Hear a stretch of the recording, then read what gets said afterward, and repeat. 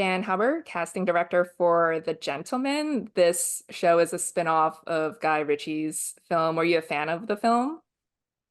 Yes, I was. I actually saw the movie during lockdown while I was locked down with my folks in Ireland, and we all admired the film greatly. And I remember my father talking about how well constructed and acted and cast it was by Lucinda Syson. I happened to have the relationship with Guy at the time, but I had no idea that he had a series in the works. So when did the show come to you? Um, Probably just early 2022, as far as I remember. There were talks about it, and I was called to Guy's house, and the writers pitched it to me. Um, but there was so much going on that the storylines weren't really going in. I was just nodding a lot, but I got the general gist and flavor of the show from that meeting. Yes.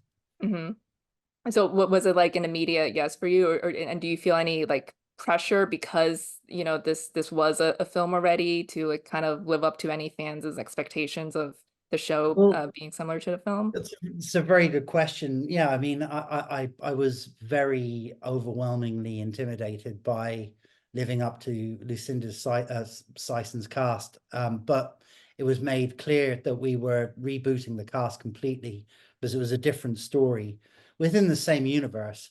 So from that point of view, it was really exciting to get the opportunity to rebuild that world, but do it justice, but not necessarily having to have as A-lister cast as the original movie.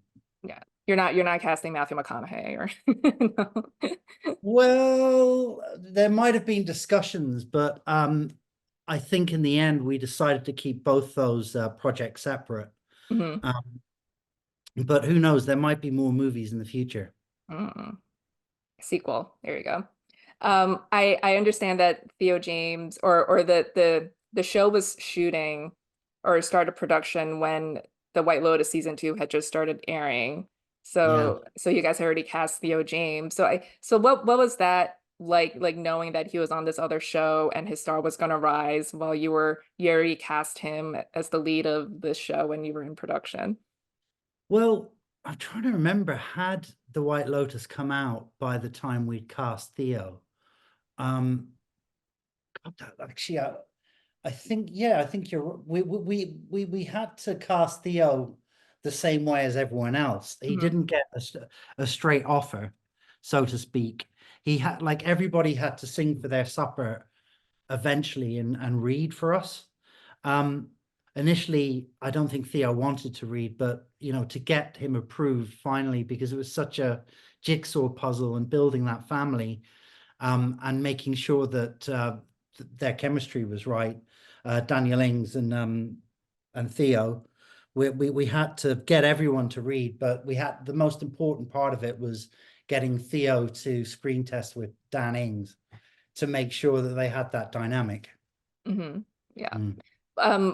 Was it important to cast someone as Eddie, someone who's British as Eddie, like just like they for like an innate understanding maybe of like British aristocracy and like yeah. Yeah, I mean, it's the UK is a very class obsessed place to a certain extent, so it would definitely have to require a certain amount of understanding from the actors as to how these things work.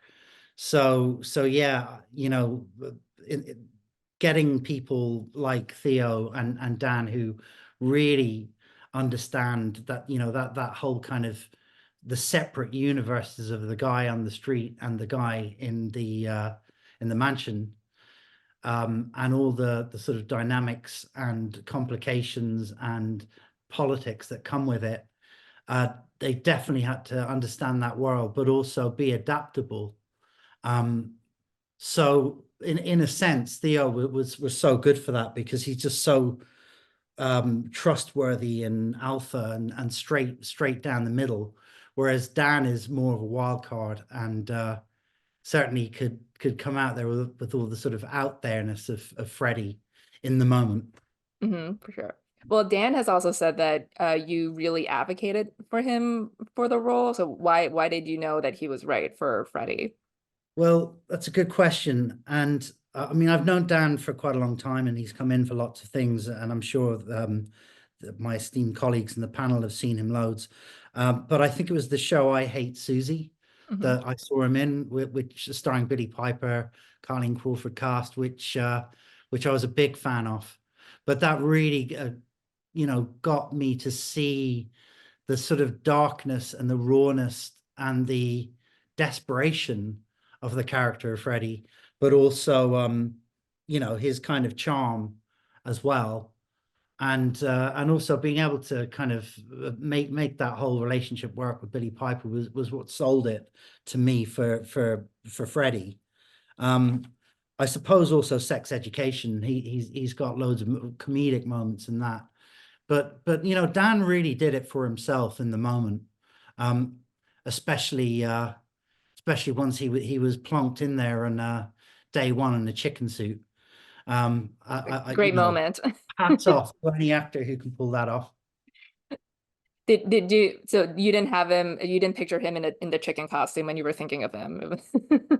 I might have, yes, yeah. Hopefully we'll see him in it again in some future. Ooh, yeah. We can't have too much, but every now and then the clucking can come back. Well, what about Kaya Scodelario as Susie?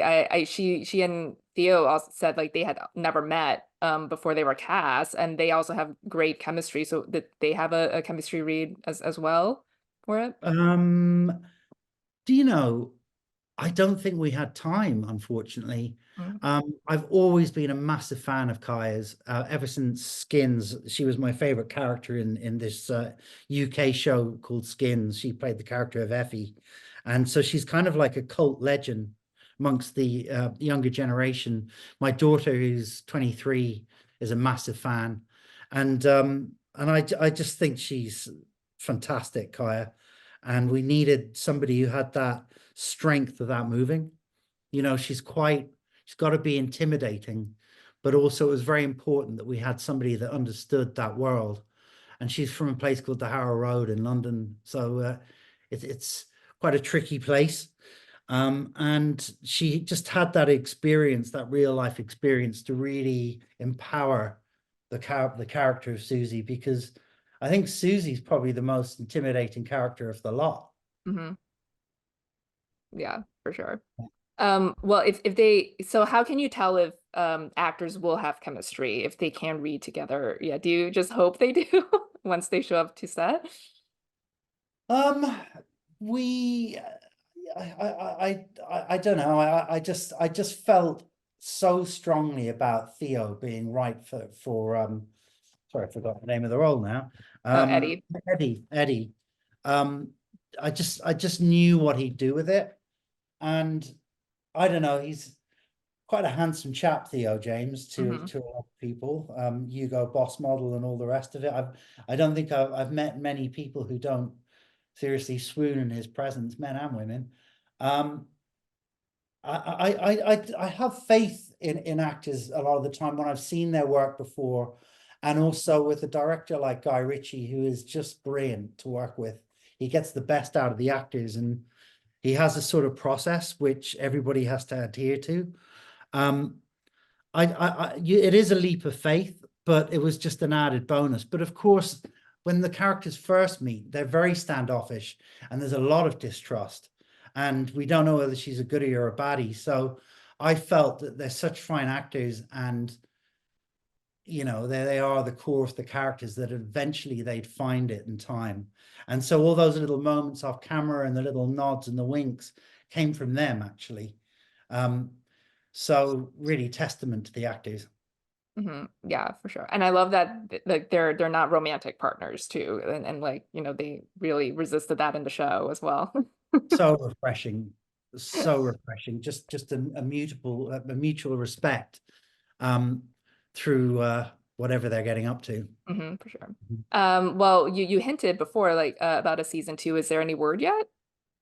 Yes, it's looking good. I think. I haven't officially been told yet, but I definitely think there is one in the works. of course, it's all about getting the same cast back together. Mhm. So I await further instructions. Okay, so more chicken costume. Yes, exactly. Maybe some more. Maybe there's a gang of chickens in this one. There you go. Well, Dan, it was great speaking with you. Thanks so much for your time. We'll see you back here in a little bit. Thank you. Thank you. Mm, mm, mm.